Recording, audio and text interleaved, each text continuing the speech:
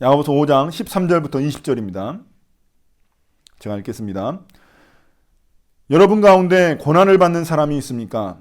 그런 사람은 기도하십시오. 즐거운 사람이 있습니까? 그런 사람은 찬송하십시오. 여러분 가운데 병든 사람이 있습니까? 그런 사람은 교회의 장로들을 부르십시오. 그리고 그 장로들은 주님의 이름으로 그에게 기름을 바르고 그를 위하여 기도하여 주십시오. 믿음으로 간절히 드리는 기도는 병든 사람을 낫게 할 것이니 주님께서 그를 일으켜 주실 것입니다. 또 그가 죄를 지은 것이 있으면 용서를 받을 것입니다. 그러므로 여러분은 서로 죄를 고백하고 서로를 위하여 기도하십시오. 그러면 여러분은 낫게 될 것입니다. 의인이 간절히 비는 기도는 큰 효력을 냅니다. 엘리야는 우리와 같은 본성을 가진 사람이었지만 비가 오지 않도록 해달라고 간절히 기도하니 3년 6개월 동안이나 땅에 비가 내리지 않았으며 다시 기도하니 하늘이 비를 내리고 땅은 그 열매를 맺었습니다. 나의 형제자매 여러분, 여러분 가운데서 진리를 떠나 그릇된 길을 가는 사람이 있을 때 누구든지 그를 돌아서게 하는 사람은 이 사실을 알아두십시오. 죄인을 그릇된 길에서 돌아서게 하는 사람은 그 죄인의 영혼을 죽음에서 구할 것이고 또 많은 죄를 덮어줄 것입니다. 아멘. 예, 요즘 또 다시 이 코로나가 기승을 부리고 있습니다. 우리 다른 지방들은 괜찮은데 이 수도권은 너무나 이 코로나가 심각해져가지고 지금 역대 최고치를 지금 갈아치우고 있습니다. 그래서 이제 4단계로 넘어가가지고 이제 예배도 비대면으로 드리고 또 2명 이상 저녁에 모이지도 못하는 그런 어려움이 계속되고 있습니다. 이게 모두 다 이 코로나 변이종인 이 델타 변이 바이러스 때문에 그렇습니다. 이 델타 변이 바이러스가 전 세계로 퍼지게 된 이유는 뭐냐면 이 델타 변이 바이러스가 처음 생긴 곳이 이제 인도입니다. 인도인데 그 인도가 그렇게 많은 그 확진자들이 나오고 있었을 때 이 미국에서는 자신들의 나라를 위한 그 백신을 갖다가 창고에 쌓아놓고 있었어요. 그러니까 그 백신들을 갖다가 인도를 도와줬다면은 이 아마 델타 변이 바이러스가 다른 나라에 다 퍼지지는 않았을 거예요. 근데 그 자기 나라의 창고에는 백신이 넘쳐나는데 인도를 도와주지 않아가지고 그 인도에 있는 그 델타 변이 바이러스가 전 세계로 퍼지게 된 겁니다. 그래서 원래는 미국도 좋아지고 있는 상황이었는데 결국에는 그 인도 바이러스가 다시 들어가가지고 결국에는 또 미국도 또 다시 나빠지게 된 거예요. 그러니까 이런 이유 때문에 이제는 미국도 자기 나라만 생각하지 않고 이제 다른 나라들한테 이 백신을 이제 공급해 주려고 합니다. 왜냐하면 자기들 혼자 산다고 해서 이게 해결되는 문제가 아닌 거예요. 이제 그걸 깨달은 거예요. 그래서 다른 나라에 이제 주기 시작하고 있습니다. 여러분, 가난한 나라들은 진짜 코로나 바이러스 검사도 제대로 못해서 지금 어떻게 퍼져나가고 있는지를 잘 모르는 거예요. 그래서 정말 많은 그런 선진국들이 많이 그 백신을 갖다가 공급해 줘야 할 그런 의무가 있습니다. 그래서 이런 코로나 바이러스 때문에 이런 말을 합니다. 모두가 안전하지 않으면 아무도 안전하지 않는다고 이렇게 이야기를 합니다. 근데 교회도 역시 그렇습니다. 나만 신앙생활 잘하면 되지 이렇게 생각하는 사람들이 되게 많습니다. 그러나 교회도 남이 살아야 나도 살고 남이 죽으면 나도 죽을 수밖에 없는 그런 운명 공동체입니다. 교회 안에 돌아다니는 그런 어떤 시기와 질투, 또 원망과 불평, 그걸 가만 놔두면 어떻게 되냐면 그것이 결국엔 나에게도 영향을 미쳐서 나도 죽이고 남도 죽이는 것입니다. 그래서 우리에게는 이 중보기도라는 것이 있습니다. 이 중보기도라는 것은 뭐냐면 나를 위해 기도하는 것이 아니라 남을 위해 기도하는 것입니다. 우리 안에 공동체 안에 있는 사람들을 위해서 기도하는 것입니다. 물론 나를 위해서도 기도해야 되죠. 그런데 남을 위해서 기도하는 것, 이게 바로 중보기도라는 것입니다. 저는 오늘 말씀을 통해서 나만을 위해서 기도하는 것이 아니라 교회 안에 있는 어떤 형제 자매들, 같은 공동체, 나의 이웃들을 위해서 기도하는 것의 그런 중요성을 깨닫는 시간이 됐으면 좋겠습니다. 먼저 우리가 오늘 말씀을 볼 때 오늘 말씀의 배경이 되는 그 교회의 상황을 아는 것이 중요합니다. 야고보 사도가 왜 이 교회에 이런 편지를 썼느냐는 겁니다. 이 편지이자 설교거든요. 왜 이런 설교를 했느냐는 겁니다. 그 당시 교회는 종교적인 이유 때문에 크리스찬이라는 이유 때문에 기독교인들이 많은 사회적, 경제적 차별과 핍박을 당하고 있었습니다. 그러나 그런 밖에서의 핍박이나 고난보다 더 위험했던 것은 뭐냐면 교회 안에 있는 여러 가지 어려움들이었어요. 교회 안에 세상이 들어온 겁니다. 세상적인 가치관이 들어온 겁니다. 부자와 가난한 자가 나눠졌고 서로 말을 함부로 하고 또한 불평과 비난과 원망이 너무나 넘쳐났던 거예요. 교회 안에. 이렇게 밖으로는 고난이 있고 핍박이 있고 안으로는 여러 가지 공동체의 어려움과 다툼과 분열이 있었을 때 이런 것들을 어떻게 해결할 수 있을까요? 그거를 해결할 수 있는 방법을 오늘 말씀에서 이야기하고 있습니다. 우리가 살아가면서 고난이라는 것은 피할 수 없는 시험 과목입니다.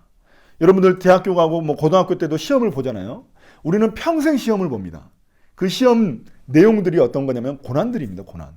여러 가지 종류의 고난들이 있을 수 있죠. 그런데 그 고난은 우리가 피할 수 없다는 것입니다. 그럼 그 고난을 피할 수 없다면 우리에게 필요한 것은 뭐냐면 그 고난을 이겨낼 수 있는 힘이 필요한 것입니다. 힘. 그냥 힘이 아닙니다. 내 힘이 아니고 하늘에서 내려오는, 위에서 내려오는 그런 힘이 필요하다는 것입니다.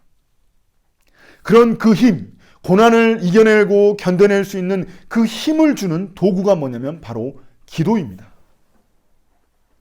기도를 통해서 우리는 주님이 주시는 힘을 얻을 수가 있는 것입니다. 우리나라가 정말 그 피파 랭킹이 되게 낮아요. 되게 낮는데도 불구하고 2002년 월드컵에서 4강에 오를 수 있었던 비결이 무엇인가요? 그거는 국민들이 엄청나게 응원을 했거든요. 진짜 전 국민이 나와가지고 그 사람들을 응원했습니다. 그렇기 때문에 4강에 들어올 수 있었던 거죠. 이처럼 고난의 때, 우리가 힘든 고난의 때, 고난이라는 시험을 이겨낼 수 있는 그 힘을 기도로서 우리가 하늘로부터 받아낼 수 있다는 것입니다. 당겨낼 수 있다는 것입니다. 하늘로부터 위로와 격려를 우리가 얻을 수 있다는 것입니다. 그런데 여기서 끝나는 것이 아닙니다. 우리가 괴로울 때 기도했다면 즐거울 때도 기도할 수 있어야 됩니다.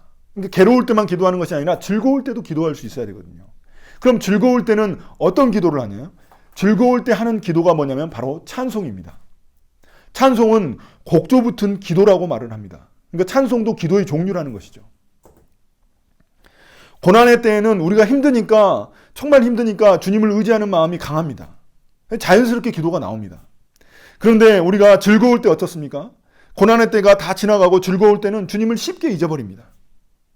힘들 때는 주님을 의지하지만 어려움이 지나가고 나면 주님을 그냥 잊어버리는 것이 우리의 본성입니다. 그래서 기도가 힘든 것이고 찬송이 힘든 것입니다. 그러나 우리가 힘들 때뿐만이 아니라 기쁠 때에도 주님을 기억해야만 합니다.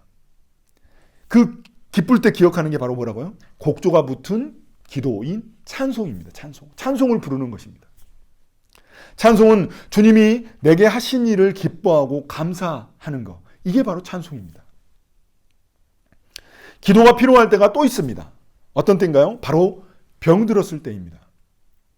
당시 가난한 사람들은 세상 속에서 각종 여러 가지 차별과 어려움들을 겪었어요. 이 그리스도인들이 각종 차별과 어려움을 겪었습니다. 그래서 그들은 때로는 병들기도 하고 온 몸과 마음이 약해지기도 했습니다.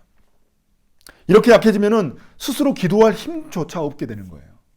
여러분 얼마나 그 마음이 약하고 또 몸이 힘들었으면은 기도할 힘조차 없는 거예요. 그럴 때는 내가 기도할 수 없으면 누굴 부른다고요? 여기 보면은 장로들을 부른다고 말하고 있습니다. 장로는 누구냐면은 교회의 리더들입니다. 교회의 리더들이 이제 우리가 장로들이라고 부르는 사람들입니다. 그 사람들은 교회를 대표하는 사람들입니다. 이런 사람들이 몸과 마음이 힘들고 아픈 사람들을 찾아가 가지고 그들을 위해 기도해 주는 것입니다. 그런데 여기서 우리가 독특한 점이 하나 있는데 그건 뭐냐면 기도도 해주지만 기름도 같이 발라줬다는 것입니다. 기름. 어떤 기름이었을까요? 아마 올리브 기름이나 뭐 여러 가지 기름이었겠지만 이런 기름을 발라준 이유는 뭘까요? 그건 뭐냐면 기름이 뭐 어떤 약효가 있어서 그런 것이 아니라 기름이 상징적인 의미가 있기 때문에 그런 것입니다. 기름은 성경에서 이 구별된 사람에게만 이렇게 붓는 그런 겁니다. 어떤 의식입니다. 의식. 그러니까 뭐 제사장이나 아니면 왕, 뭐 예언자 이런 사람들에게 기름을 붓습니다. 그러니까 그 기름을 붓는다는 것은 뭐냐면 이 사람들은 어떤 하나님이 선택하신 어떤 특별한 사람들이다. 이런 의미입니다. 그러니까 아픈 사람에게 이렇게 기름을 부어준다는 의미는 뭐냐면 주님, 이 사람에게 특별한 관심 좀 가져주십시오. 이런 의미입니다. 이렇게 기름을 부으면서 이 사람 특별하게 좀 관심을 가져주십시오. 이런 의미로 이 사람에게 기름을 붓는 것입니다. 그러니까 우리가 병든 사람을 위해서 기도하는 거, 그리고 그에게 기름을 붓는 거, 이 모두 다 뭐 어떤 의미냐면 내가 주님을 의지합니다. 제가 주님을 의지합니다. 주님께만 구합니다. 이런 의미로 이렇게 하고 있다는 것입니다. 왜냐하면 결국 병을 고치시는 분은 하나님이시기 때문에 그렇습니다. 그래서 우리는 기억해야만 합니다. 기도는 하나님의 손을 움직일 수 있는 동력입니다. 그러나 우리가 여기서 주의할 점이 한 가지 있습니다. 간혹 보면은 기독교 신비주의에 빠진 사람들이 있습니다. 그런 사람들은 어떻게 하냐면은 병원에 가지도 않고 약도 먹지도 않습니다. 뭐 암 걸렸는데도 불구하고 병원이나 약을 안 먹어요. 왜냐? 그 사람들은 병원 가는 거를 갖다가 믿음이 없는 사람들이 그렇게 간다고 생각합니다. 약 먹는 것도. 이런 거는 기독교 신비주의라고 이야기합니다.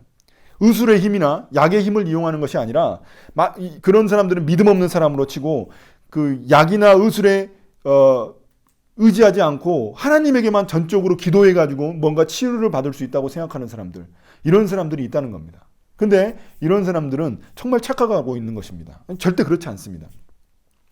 약이나 의술도 크게 보면은 하나님이 우리에게 주신 은혜입니다. 은혜.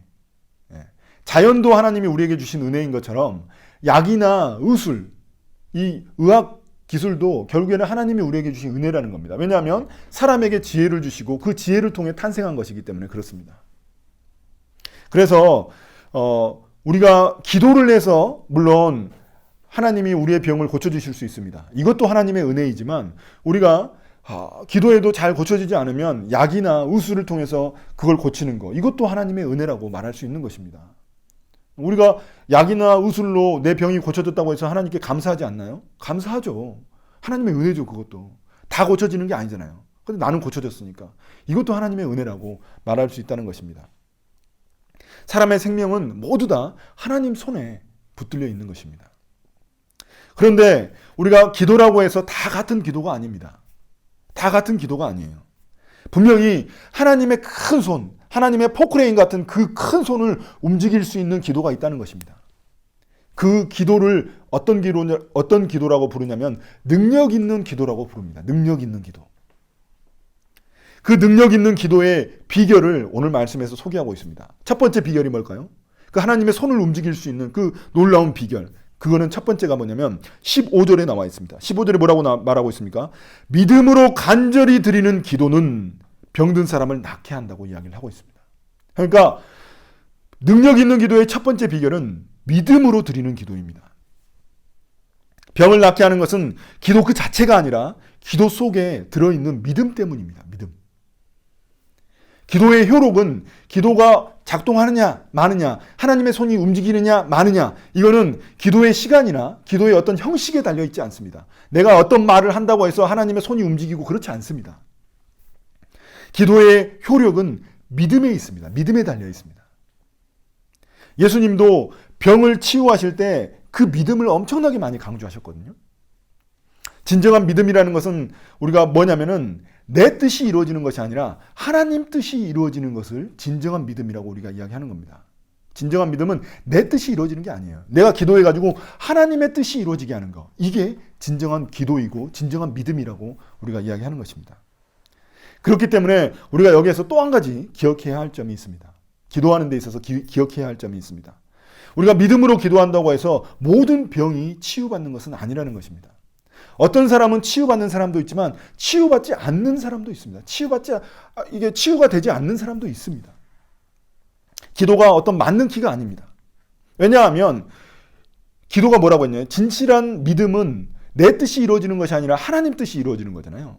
그러니까 내가 보기에는 병 낫는 게 무조건 하나님의 뜻이라고 생각이 돼요. 우리는 보통. 근데 하나님은 다를 수 있다는 겁니다. 우리가 하나님의 모든 뜻을 다 이해할 수 없다는 것입니다. 우리가 자연의 이치들도 다 이해할 수 없잖아요. 그런 것처럼 하나님은 자연보다 더 크신 분이시기 때문에 우리가 하나님의 모든 계획과 뜻을 다 이해할 수가 없는 거예요. 그래서 어떤 사람은 기도하면 낫기도 하고 어떤 사람은 기도하는데도 낫지 않기도 한다는 것입니다. 심지어 그게 믿음의 기도일지라도. 그렇다는 것입니다. 그럼에도 불구하고 그것을 받아들이는 거. 아, 이것도 하나님의 뜻이겠지. 이걸 받아들이는 게 진정한 믿음이라고 말하는 것입니다. 또 병과 죄의 연관성에 대해서 오늘 본문은 또 다루고 있습니다. 많은 병들이 죄로 인해서 오기도 하지만 또 그렇지 않는 경우도 있습니다. 15절 하반절에 보면은 뭐라고 이야기하냐면 그가 죄를 지은 것이 있으면이라는 그런 말을 하고 있습니다. 그가 죄를 지은 것이 있으면. 그러니까 여기서는 죄를 지어가지고 병에 걸렸다는 것을 이렇게 깔고 그렇게 이야기하고 있는 겁니다. 근데 그러니까 죄를 지어가지고 병에 걸릴 수도 있지만 죄를 짓지 않았는데도 불구하고 병에 걸릴 수도 있다는 겁니다. 여러분, 우리가 유전적인 질병도 있잖아요. 유전적인 질병이 내 탓입니까? 내가 뭐 잘못해서 걸린 건가요? 아니죠. 그런데 부모님한테서 그냥 쭉 내려온 거예요. 조상한테서. 그런 병이 있을 수도 있고 또 도대체가 원인을 알 수 없는 그런 병에 걸리기도 합니다. 아무리 내가 뭐 잘못한 게 없는데도 불구하고 병에 걸리기도 한다는 것입니다. 그러나 우리가 여기서 말할 수 있는 것은 뭐냐면 죄를 지으면 병에 걸릴 확률이 훨씬 더 높습니다. 보통 죄를 지은 사람들이 그리고 많은 병에 걸리기도 합니다. 여러분, 맛있는 음식 맨날 먹어봐요. 불량식품 맨날 먹어봐요. 그럼 어떤 병 걸리죠? 성인병 걸립니다. 성인병. 각종 병에 걸립니다. 그죠? 또 여러 가지 문란한 생활을 하게 되면 어떻게 돼요? 성병 걸립니다. 성병. 이렇게 우리가 죄를 짓게 되면은 결국에는 그 죄의 결과로 병에 걸리기도 하고 또 걸리지 않기도 하지만 아무튼 많은 경우에는 병에 걸린다는 것입니다. 그래서 이 병 치유를 위해서 기도하기 전에 우리가 먼저 해야 될 것은 뭐냐면 그 사람의 죄를 회개하는 것입니다. 회개. 내가 죄를 지은 게 있나? 이걸 먼저 회개하는 게 되게 중요한 것입니다. 그러니까 내가 병 치유되는 게 중요한 게 아니에요. 먼저 우리가 기도해야 될 것은 내 안에 있는 그런 죄악들을 정말 회개하고 주님께 용서받는 게 이게 먼저라는 것입니다. 여기서 죄를 고백한다는 것은 우리가 또 기억해야 될 점은 여기서 죄를 고백한다는 것은 하나님께만 죄를 고백하는 게 아닙니다. 우리가 이 공동체 안에서 자신이 남에게 죄를 지은 것이 있다면 솔직하게 그 사람에게 고백하고 용서를 구해야 한다는 것입니다. 사람들은 죄를 갖다가 하나님께만 고백해야 된다고 생각하는 사람들이 많이 있습니다. 그런데 그렇지 않습니다. 내가 만약 누군가에게 잘못한 일이 있다면 그 사람에게 용서를 구하고 그 사람에게 우리가 하나님께 회개하고 그 사람에게도 용서를 구해야 한다는 것입니다. 그런 가운데 서로서로 죄를 고백하고 서로서로 용서하는 가운데 하나님께서 그 사람의 병을 치유해 주신다는 것입니다. 이제 우리가 먼저 그 능력 있는 기도의 비결 중에 믿음으로 드리는 그런 기도를 이제 말했다면은 이제 능력 있는 기도의 두 번째 비결이 있습니다. 두 번째 비결은 뭐냐면 의인이 드리는 기도입니다. 의인이 드리는 기도. 16절 마지막 부분을 볼까요? 16절에 보면 16절에 세 번째 문장에 보시면 의인이 간절히 비는 기도는 큰 효력을 낸다고 이야기를 하고 있습니다. 의인이 간절히 기도하는 기도. 의인이 간절히 비는 기도는 엄청난 효력이 있다는 것입니다. 여기서 의인이라는 것은 어떤 특별한 사람을 의미하는 게 아닙니다. 어떤 위대한 성인들, 완전히 위대한 성인들 이런 사람들을 말하는 게 아닙니다. 여기서 의인이라는 것은 세상과 하나님을 동시에 품지 않고 겸손하게 하나님의 길만 가는 사람들, 이런 사람들을 의미하는 것입니다. 이런 의인의 간절한 기도는 하나님의 손을 움직일 수 있는 놀라운 능력이 있다고 말하고 있는 것입니다. 그 의인의 한 사람으로서 들고 있는 사람이 누군가요? 엘리야입니다. 여기서 보시면 엘리야가 등장합니다. 엘리야는 이스라엘이 가장 타락한 시기에 활동했었던 예언자입니다. 그 당시 사람들은 마음에 두 마음을 품고 있었습니다. 하나님도 섬기지만 세상 신들도 섬기고 있었습니다. 그 당시에 유명했던 신들이 어떤 신들이었을까요? 그 당시에 유명했던 신들이 이 바알과 아세라라는 그런 신이었습니다. 바알 신, 아세라 신들은 어떤 신들이냐면 기도하면은 하늘에서 비를 내리게 해주고 농사가 풍작이 일어나가지고 많은 농작물을 얻게 하는 그런 신입니다. 지금 우리로 따지자면은 이 풍요의 신, 또 성공의 신, 이런 신입니다. 그런 신을 그 당시 사람들이 섬기고 있었다는 것입니다. 근데 이때 엘리야는 하나님만 따르기로 결심하고 정말 하나님의 길을 걸어갔던 사람, 세상과 하나님을 동시에 품지 않고 하나님의 길로만 갔던 사람이 바로 엘리야입니다. 그래서 이 엘리야를 예로 드는 것이죠. 엘리야는 그 당시에 수백 명의 우상 숭배자들, 바알과 아세라 제사장들과 대결을 벌였습니다. 그 대결을 벌여가지고 누가 진짜 신이냐, 누가 진정한 신이냐, 누가 진짜 신이냐를 대결을 했습니다. 그 대결에서 우상을 섬기던 제사장들은 자신들의 신에게 아무리 간절히 기도해도 아무런 일이 일어나지 않았던 거예요. 아무런 일이 일어나지 않았습니다. 그런데 엘리야가 하나님께 기도하자 하늘에서 불이 내렸습니다. 여러분, 하늘에서 불 내리는 거 봤습니까? 못 봤죠. 근데 이 엘리야가 기도했더니 하늘에서 불이 떨어졌어요. 그 기적으로 인해서 엘리야는 수백 대 1로 그 바알 아세라 제사장들과 싸워가지고 승리할 수 있었습니다. 그 일을 마치고 나서 그는 나중에 이제 죽을 때는 어떻게 죽었냐면은 바람과 함께 하늘로 올라갔습니다. 그는 죽어서 시체로 땅에 묻힌 게 아닙니다. 바람과 함께 하늘로 올라갔다고 이야기를 합니다. 이 성경에서 그렇게 이야기를 해요. 그러니까 그 정도로 엘리야는 그 당시 이스라엘 사람들에게 가장 능력 있는 예언자로 알려져 있었던 사람입니다. 그런데 그 사람을 지금 여기서 기도의 사람으로 예를 들고 있다는 겁니다. 엘리야에게 이런 놀라운 기적들이 일어날 수 있었던 이유가 무엇일까요? 그 이유는 바로 그가 기도의 사람이었기 때문에 그렇습니다. 기도의 사람. 엘리야는 특별한 사람이었기 때문에 이런 놀라운 기적들이 일어난 게 아닙니다. 17절에 보시면 엘리야는 우리와 같은 본성을 가지고 있는 연약한 사람이라고 이야기를 하고 있습니다. 그에게 특별한 점은 어떤 육체적인 능력이나 어떤 영적인 능력이 아닙니다. 그에게 특별한 능력은 뭐냐면 기도하는 능력이었습니다. 그는 기도의 사람이었습니다. 그런 이스라엘이 하도 우상 숭배를 많이 하고 하나님을 배신하자 하나님께 이 땅에 가뭄이 들게 해주세요. 이렇게 기도했습니다. 이 땅에 완전히 큰 가뭄이 들게 해주세요. 이렇게 기도했어요. 왜 이런 기도를 했을까요? 왜냐하면 그 당시 신들이 비를 내려주는 신이었기 때문에, 농사의 풍요를 가져다주는 그런 바알과 아세라 신들이 비를 내려주는 신이었기 때문에 엘리야는 거꾸로 기도한 거죠. 아예 비를 내려주지 마십시오. 그러면은 사람들이 어떻게 느낄까요? 아무리 바알과 아세라한테 기도해도 비가 내리지 않으니까 뭐야, 바알과 아세라는 능력이 없는 신이네? 도대체 이게 무슨 신이야? 이렇게 생각하게 된다는 거예요. 그래서 하나님께 그렇게 기도했습니다. 가뭄이 들게 해주세요. 그래가지고 어떻게 됐다고요? 3년 6개월 동안 가뭄이 들었습니다. 비가 안 내리는 거예요. 그럼 어떻게 돼요? 먹고 살 수 없죠. 완전히 비가 안 내리니까. 그렇게 됐다는 것입니다. 그런데 더 놀라운 일이 그 다음에 일어납니다. 이스라엘 백성들이 가뭄으로 인해서 너무 이제 배고프고 먹을 수도 없고 이게 너무 힘들어지니까 이제는 엘리야가 다시 또 하나님께 기도했습니다.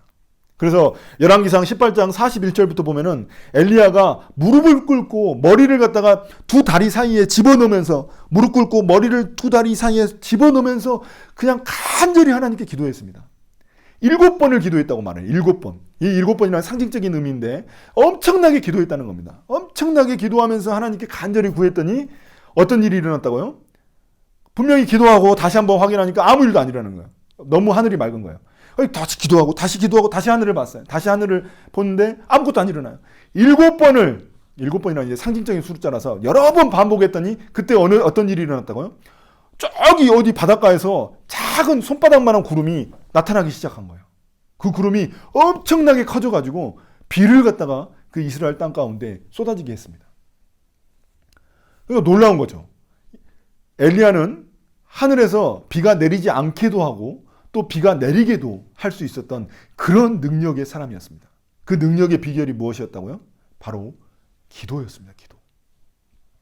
그는 특별한 어떤 놀라운 능력이 있었던 건 아닙니다. 그러나 그는 정말 하나님의 손을 움직일 수 있는 정말 능력 있는 기도를 드리는 사람이었습니다. 그는 하나님께 간절히 기도했습니다. 그러나 우리가 여기서 하나님의 손을 그가 움직일 수 있었던 이유는 뭐냐면 그가 믿음으로 간절히 기도하는 것도 있었지만 무엇보다도 중요했었던 것은 뭐냐면 그가 의인이었다는 사실입니다. 의인이란 건 뭐라고요?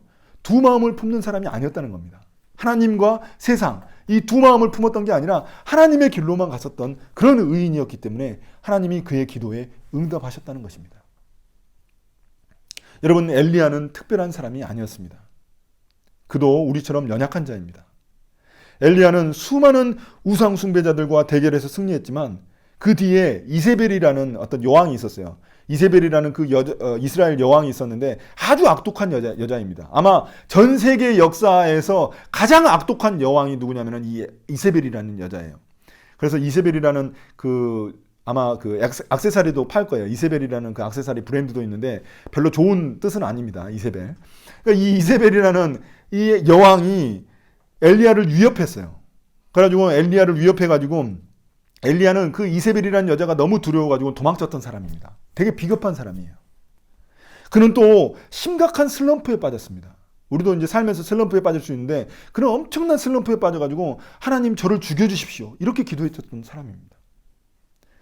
그는 다 타락한 그런 이스라엘 세상에서 자기 혼자만 하나님의 길을 걷고 있는 것처럼 느껴가지고 하나님께 원망과 불평을 했었던 사람입니다. 아, 나 혼자만 왜 이런 길을 갑니까? 이렇게 험난한 길을 갑니까? 이렇게 원망과 불평을 했었던 사람입니다. 그런데도 불구하고 하나님은 그를 통해 놀라운 일을 행하셨습니다. 무엇 때문일까요? 그가 바로 기도의 사람이었기 때문입니다. 그렇게 연약하고 실수가 많은 그런 엘리야였음에도 불구하고 하나님이 그를 기도의 사람으로 능력 있는 그런 놀라운 기적을 일으키셨다면 여러분 우리는 어떻습니까? 우리가 엘리야와 많이 다른가요? 우리도 넘어지고 연약하고 실수도 많고 그런 사람들 아닙니까? 그럼 우리에게도 하나님이 이런 능력 있는 기도를 할 수 있도록 해주시지 않을까요? 엘리야와 같은 그런 능력 있는 기도의 사람이 될 수 있지 않을까요? 19절, 20절 마지막 이 오늘 본문의 말씀의 결론입니다. 시작이 이렇게 되어 있습니다. 나의 형제자매 여러분. 이 야고보는 사랑의 마음을 담아 마지막 공고를 이 형제자매들에게 하고 있습니다. 교회의 안팎의 시험으로 말미암아 진리를 떠나 그릇된 길로 가는 사람들을 서로 돌보아 돌이키라고 이야기를 하고 있습니다. 여러분 여기서 그릇된 길로 가는 사람이라는 것은 하나님 말씀을 벗어나서 하나님과 세상을 동시에 섬기던 그런 사람들을 의미하는 겁니다. 교회는 다니지만 마음속에는 세상 기준이 들어와 있어가지고 믿음대로 행하지 않는 사람들, 이런 사람들을 말하는 겁니다. 재물이나 학력, 지위 같은 그런 세상 기준으로 사람을 차별 대우하고 사람을 판단하는 사람들, 이런 사람들을 말하는 것입니다. 교회 안에 원망과 불평을 퍼뜨리는 사람들, 이런 사람들을 말하는 겁니다. 그들 마음속에는 하나님만 계신 것이 아니라 세상 신들도 들어와 있었다는 것입니다. 이것이 바로 두 마음을 품는 것입니다. 그러니까 이 야고보서의 가장 핵심되는 단어를 뭐라고 우리가 볼 수 있냐면 두 마음이라고 볼 수 있습니다. 두 마음. 교회 안에 이 성도들 마음속에 하나님뿐만이 아니라 세상이 깊숙이 들어가게 시작했다는 겁니다. 그래서 이 야고보서의 키워드는 두 마음입니다. 두 마음. 그런 두 마음을 품은 자들을 위해서 지금 교회가 중보기도 하고 있는 겁니다. 그런 사람들을 위해서 기도할 때 분명히 하나님께서 그들의 죄를 깨닫게 하시고 그들이 다시금 주님께 돌아와 그들의 죄를 깨닫고 돌아와서 구원받은 하나님의 백성이 될 것이라고 이야기를 하고 있습니다. 그래서 서로 기도하라는 것입니다. 이제 오늘 말씀을 마무리하려고 합니다. 예수님의 12제자 중에 수석 제자가 있습니다. 누구일까요? 우리가 베드로 성당 가보면은 이태리에 가면 베드로 성당이 있는데 거기 가보면 바티칸 거기에 가시면 베드로 성당이 있어요. 그 베드로 성당에 보시면 베드로가 아주 근사한 모습으로 이렇게 서 있거든요. 예수님의 12제자 중에 수석 제자가 바로 베드로입니다. 피터. 그의 성격은 아마 ENFP였을 거예요. 우리가 어제 했는지 모르겠는데 어제 우리가 그거 했잖아요. 근데 아마 베드로는 ENFP였을 거예요. 그는 열정이 넘쳐났습니다. 예수님을 위해서 자기 목숨을 바친다고 그렇게 막 고백할 정도로 열정이 넘치고 뭐든지 급하고 또 불같고 그렇지만 그러므로 말미암아 실수도 많았던 그런 사람입니다. 그는 예수님이 십자가에서 죽으실 때 예수님이 자기의 스승이 아니라고 3번이나 부인했었던 그런 사람입니다. 배신했던 그런 사람입니다. 그는 아마도 그런데 그런 사람이었기 때문에 그는 아마도 제자들 중에 가장 연약한 사람이었습니다. 그런데 어떻게 그가 예수님의 수석 제자가 될 수 있었을까요? 왜일까요? 왜냐하면 그는 자신의 연약함을 너무나 잘 알고 있었던 사람이기 때문에 그렇습니다. 예수님을 3번이나 배신했던 사람이잖아요. 그러니까 그는 자신의 연약함을 알았기 때문에 주님을 의지할 수밖에 없었던 사람이었습니다. 그래서 그는 기도의 사람이 될 수밖에 없었던 것입니다. 여러분, 그 다음에 우리가 유명한 그 사도 바울을 보십시오. 사도 바울, 그 사람이 어떤 사람입니까? 그는 기독교를 완전히 뒤집어 엎은 사람입니다. 그 사람이. 그가 없었다면 아마 기독교는 전 세계의 종교가 될 수 없었을 것입니다. 사도 바울, 근데 그가 원래 어떤 사람이었습니까? 그는 기독교인들을 잡아서 죽였던 사람입니다. 기독교인들을 감옥에다 보내고 막 잡아 죽이고 이런 유대교 열성 신자였습니다. 근데 그가 예수님을 만나고 나서 그의 삶이 완전히 바뀌었고 그는 기독교의 전무후무한 지도자가 됐습니다. 엄청난 영향력을 미친 사람이 됐습니다. 그가 왜 이런 엄청난 영향력을 미칠 수 있었을까요? 왜냐하면 자기의 연약함을 너무나 잘 알기 때문에 그렇습니다. 그는 과거에 정말 많은 기독교인들을 죽였던 사람이기 때문에 자신의 그 큰 죄를 알고 있었던 그런 사람이었습니다. 그렇기 때문에 주님을 의지할 수밖에 없었던 거예요. 그는 기도할 수밖에 없었던 그런 사람이었습니다. 그렇기 때문에 하나님이 그를 가장 능력 있는 사람으로 쓰신 것입니다. 여러분, 우리가 약할 때 강함 되시는 분이 바로 우리 주님이십니다. 그런 주님을 움직일 수 있는 유일한 비결은 바로 기도입니다. 기도의 능력을 아는 사람과 그렇지 않는 사람의 차이는 엄청난 것입니다. 왜냐하면 기도는 하나님의 그 포크레인 같은 그 손을 움직일 수 있는 특권이기 때문에 그렇습니다. 우리 그리스도인들에게만 주신 하나님의 특권이 바로 기도하는 것입니다. 그러나 여러분 잊지 마시기 바랍니다. 위대한 기도의 인물들은 모두 다 자기 자신만을 위해서 기도한 사람들이 아닙니다. 그들은 남을 위해서 더 간절히 기도했던 그런 사람들입니다. 우리 자신을 위한 기도보다 하나님이 더 잘 들으시는 기도가 있습니다. 더 잘 응답하시는 기도가 있습니다. 그 기도가 뭐라고요? 나의 연약한 형제 자매들을 위해서 기도하는 것입니다. 그러니까 내 주위에 있는 병든 자, 힘겨워하는 자, 이런 사람들을 위해서 우리가 믿음으로 기도한다면 그 능력이 나타난다는 것입니다. 주님은 의인의 기도를 들으십니다. 하나님을 온전히 따르려는 그런 사람의 기도를 주님은 응답하여 주십니다. 주님이 우리의 그런 믿음으로 드리는 기도, 또 의인이 드리는 그 기도에 응답하셔서 정말 놀라운 일을 행하실 줄 믿습니다. 그런 기도의 응답을 받는 저와 우리 다카포 식구들이 되기를 예수님의 이름으로 축복합니다. 아멘.